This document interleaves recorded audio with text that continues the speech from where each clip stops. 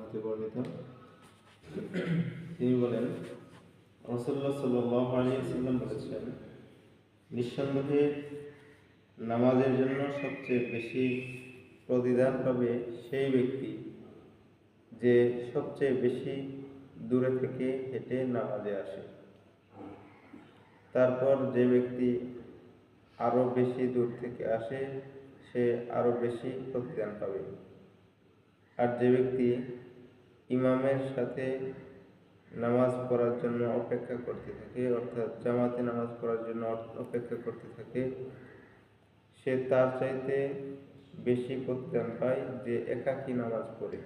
তারপর সবচেয়ে বেশি প্রতিদান পাবে সেই, সবচেয়ে বেশি নেকি পাবে সেই নামাজে জামাতে নামাজ পড়ার জন্য যার কষ্ট, যখন যে দূরে থেকে আসার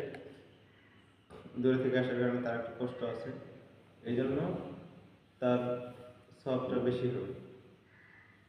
আর যে ইমামের সাথে নামাজ পড়ার জন্য, অর্থাৎ জামাতে নামাজ পড়ার জন্য অপেক্ষা করে, তার আরো বেশি সওয়াব হবে।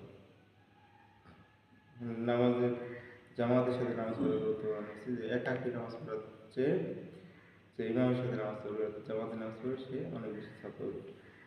কত হাদিসে এটা স্পষ্ট বলা আছে যে 25 গুণ সওয়াব পাবে, আর আরেকটা হাদিসে 27 গুণ বেশি সওয়াব পাবে। জামাতের সাথে নামাজ পড়তে হবে।